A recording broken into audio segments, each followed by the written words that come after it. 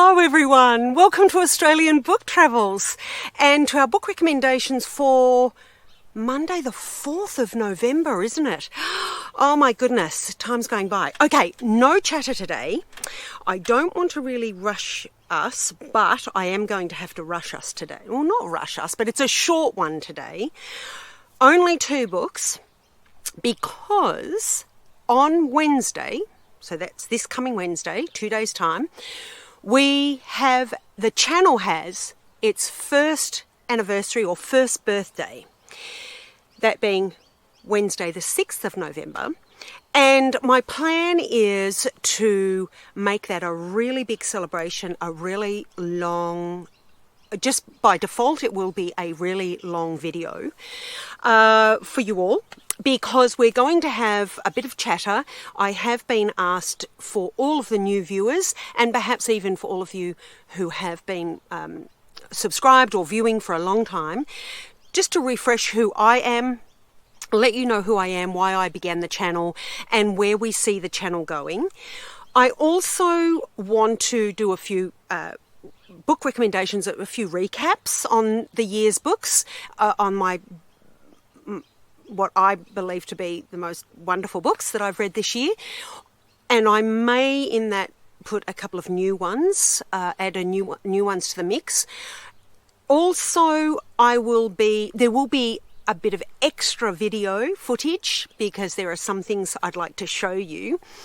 And there will be a little bit of a travel video. I say travel video, but it's more of events and just showing you a few things that interest me or have interested me over the last few days.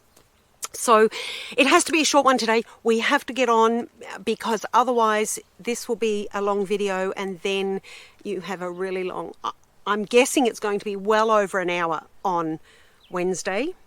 It could even be an hour and a half, but not necessarily, but I'm planning for it, just in case it does turn out to be that long, because I'm not going to rush our birthday celebrations. And if you have just joined the channel, please join us. I'm intending on having the video up very early, or as early as I can on Wednesday, so that we can all enjoy the celebration for as long as possible. Even though it won't be live, it will be. I will be uploading the video, and then I will be on the channel answering questions. If you ask any questions in the comment section, I will be here available to answer them as quickly as possible so that it's sort of in real time. But I will explain all of that in the video anyway. So let's get on with it, everyone. Let's get these 2 wonderful novels. Oh, unbelievable. Now, spectacles on. I do apologise. Okay. Oh, the other thing is I am outside again, as you've probably guessed, so we will have geese and chickens screaming and talking and doing all of that sort of thing. So I apologise now, but we are on a small holding. For those of you who don't know, we are on a small holding, and we're out in nature. That's how it is. There's the geese now. Okay, let's get on with it. These 2, both Australian authors. This one is not yet released. A couple of weeks ago, I presented to you The Milliner of Bendigo by Carey Fraser, and I loved it.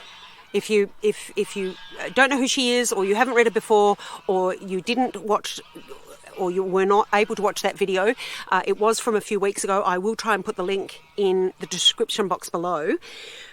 But Carey Fraser has very kindly sent me, or a few days ago, she sent me the advanced reader's copy for this next book of hers that is due on the 4th of December, I think it is. I'll just check my notes. I've got a little note here. Yes, December the 4th, it definitely is. And this is The Night on the Darling River. I finished this last night so that I could present it to you today. It's brilliant. It's really good. Now, before I get into the story, just 2 little warnings. One, it does get a little raunchy in places. Not much, but it does get a little raunchy for those of you who may or may not like that. And there are a few swear words. So just with things like that, I do like to give you a little bit of a warning, but it's all very fitting. There's nothing untoward or unbecoming about it. So this is A Night on the Darling River. It is an Australian story, Australian author. We begin in, I think it's 1894. I'm just checking that on the back. Yes, it's 1894. It is really, Darry loves and has loved and grew up around and on the Murray River, which is the river that divides, for those of you who don't know, it's the river that divides Victoria and New South Wales, essentially.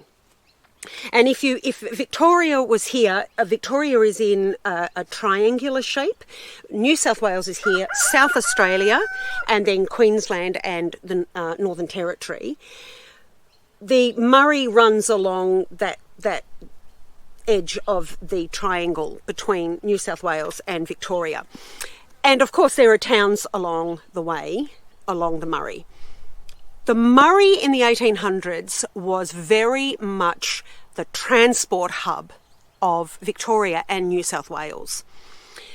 This takes us from a town in that little corner of Victoria and South Australia called Renmark, and it takes us along the Murray down to ECHUCA. Essentially, it is set in ECHUCA, but we get to hear about these places along the Murray River.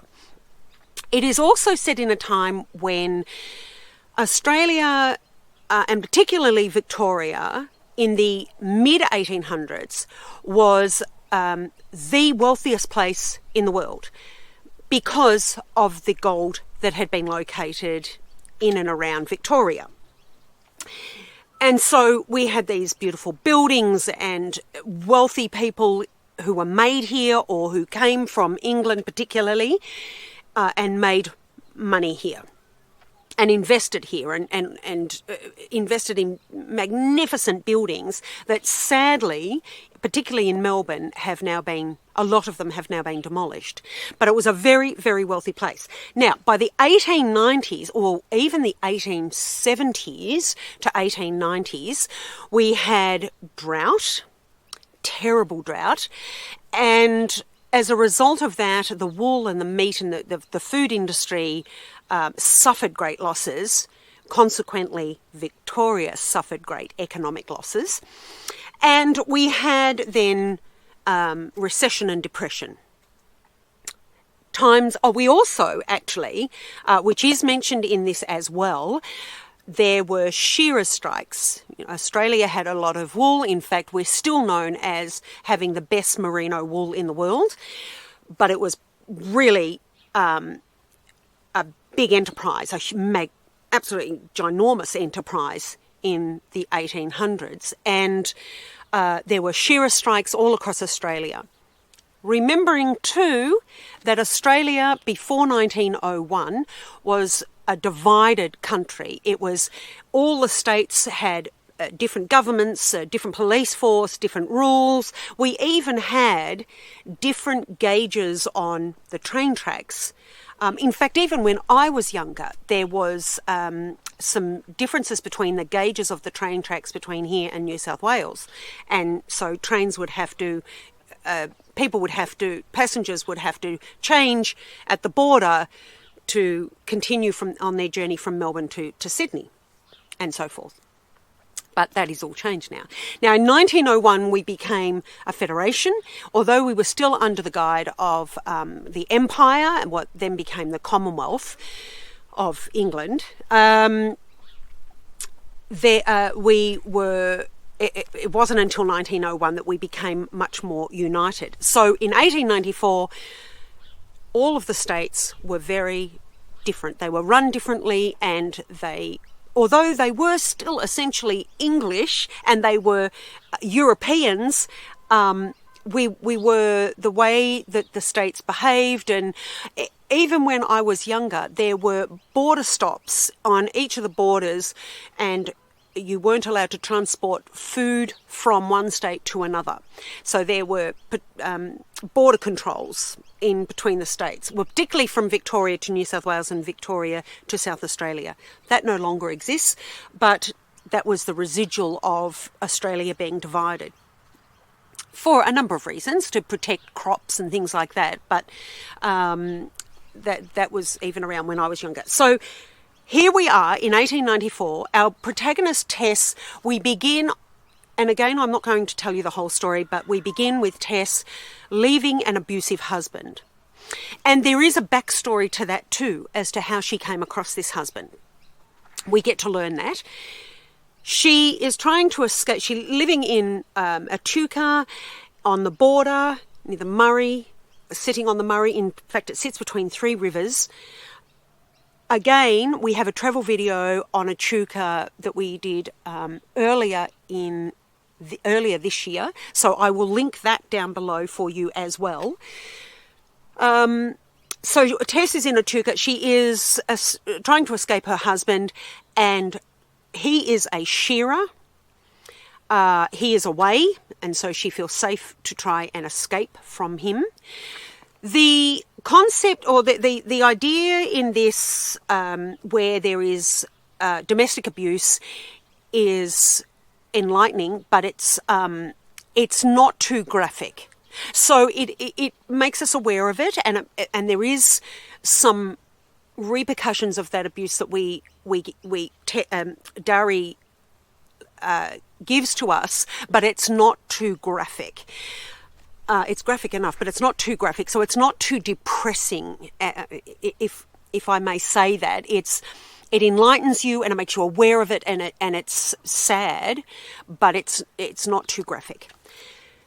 It gives you that. It just gives you that sense and the sadness of it all, that women have endured.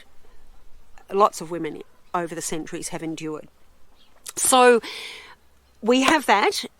She tries to escape on a paddle steamer, and it all goes wrong. It all goes wrong from there. This, I'm not going to tell you any more about this because otherwise, once I get right into it, I will have to continue for it all to make sense and for it to give you the whole idea of the book. But it's beautifully written. Again, from Dari Fraser, what would we expect? It's beautifully written, and it gives you the whole, or it gives you an insight into the life in 1894 in Victoria and New South Wales. She does a beautiful job of enlightening us on the Depression, the shearers' strikes, and the way of life. It was very hard. I mean, during the shearers' strikes and the Depression, people died. Children and families died. So she gives us a wonderful backdrop of that. Oh, in fact, it features more than just a backdrop. It is a good part of the story. Great history. She has done a lot of research. She knows her history, her Australian history. And there is, for those of you who would appreciate it, there are love stories in it, as there was in The Milliner of Bendigo. Similar, but not. Completely different. But there is a villain or two in this. There are some people who are, not what you think they are. I really love Tess. I warmed to her very quickly, as I did with the characters in Dari's The Milliner of Bendigo. So she didn't disappoint me there. And, of course, the villains, you learned, or you certainly very quickly dislike them. Look, I thoroughly enjoyed this. Great writing. Brilliant atmosphere, fantastic historical research. Now, it is by Harlequin Press. I'll just give you all of the details. This is the uncorrected reading copy, so the front cover may change, but that's neither here nor there. It is paperback. It will come out in paperback. It comes out on the 4th of December, as I said. It is published by HQ Fiction, which is an imprint of HQ Books, a subsidiary of HarperCollins Publishers, and, of course, 2024. And it is, I think, nearly 400. Yeah, it is, 399 pages. So, and then we have author's notes and acknowledgements. So 405, 406 pages, 404 pages all up. This was brilliant. I truly couldn't put it down. I enjoyed the story so much. We travel all along the Murray at different times on wealthy pastoralist properties and right down to the extremely poor and destitute families of shearers. We get a feeling for the paddle steamers and the industry that was on the Murray River at the time. I loved it. I would like to say more about this, and maybe I will on Wednesday. But for now, I recommend it. It comes out on the 4th of December. I would pre-order it if I were you, because, yeah, it's another great one from Darry Fraser. What can I say? Okay, the next one, Australian author, Australian story. This has already been released. This is The Lost Letters of Rose Carey. This is by Julie Bennett. And I will give you the details before I get into the story. This was this year, I think. Yeah, 2024. By, flies everywhere. By Simon & Schuster. Oh, and how many pages did I read? How many pages is it, everyone? This is 352, and the author's notes, I guess we're going up to about 361. There you go, with author's notes and acknowledgements. Okay, 2 time periods. By the way, this is Julie Bennett's second novel. She wrote another, which I haven't read. I've just put a little note here because I knew that if I was in a rush, I was going to forget. Yes, The Understudy, which I haven't read, but now I will. I think that was 2022. I didn't write that down on my notes, but I think it was about 2022 that came out. This is 2024, of course. Now that I've read this, I am very much inclined to read The Understudy and more of Julie Bennett's. This is 2 time periods. 2024 we begin, and it goes back to the 1920s. There are love stories in both of these. We begin with our protagonist. Emma is in the Blue Mountains in Australia. She is married. She's in a same-sex marriage. Her wife has, for the last time, well, we presume the last time, has had IVF and it has failed. So we get that element as well of current day life, which was fantastic. But Emma is a cinematographer, or a videographer, actually. I think she is.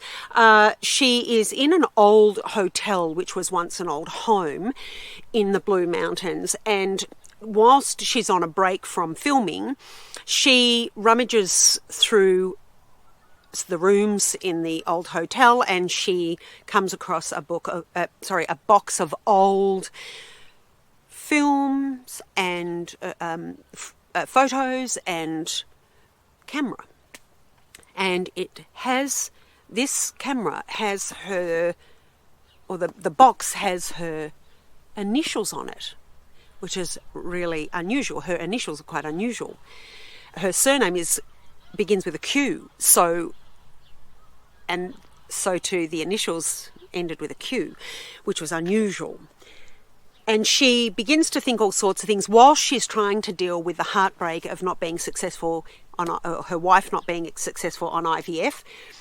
We then go back in time, and it is easy. It is not a jumbled jump back. Julie makes it quite clear in each chapter whose life we are following. We then follow the life of Rose Carey in the 1920s, and we come across the fact that she's had an accident in New Zealand. They're now filming in Australia. She's an actress and a dancer and an entertainer on film as well, and initially, when we first meet her, she's having some financial difficulties with her management and her staff, and she's quite flippant about that, really. But then there becomes a mystery surrounding Rose. And as our Emma in 2024 delves into her research, it all begins to unfold. So there's a mystery and love stories in this. I loved it. Again, well written. We go to the Blue Mountains. It really, and New Zealand is mentioned in it. I love this. I think if you are a fan of Derry Fraser, Kate Morton, Victoria Pullman, this is a little bit more than that, because there is a bit of a mystery to unravel as well. And it's quite concerning.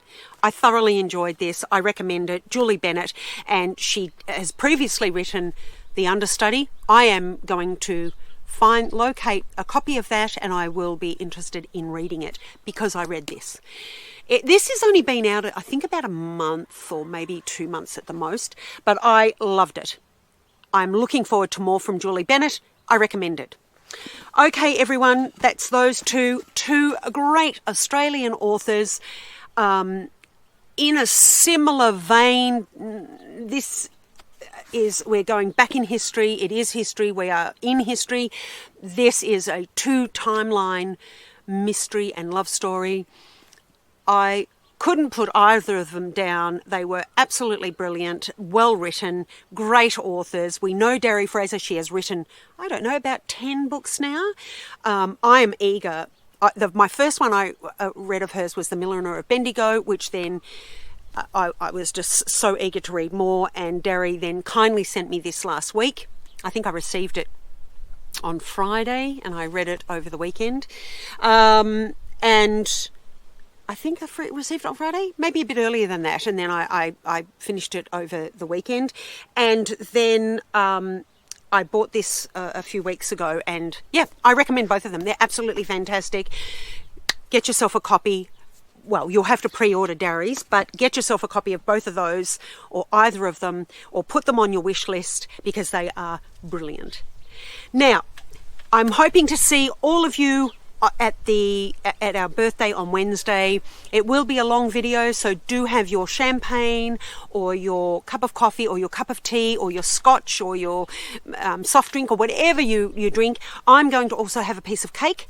I think I've decided one of my favourite cakes from my favourite bakery, so I'll do that. And there will be celebration. There will be a little book competition, so if you are interested in entering that, please do email me at ostbooktravels@yahoo.com and let me know that you want to be part of the book competition on Wednesday. And until then, everyone, I am going to get this off to you. I did not want to take up too much of your time because we have Wednesday, and that's going to be a really big day.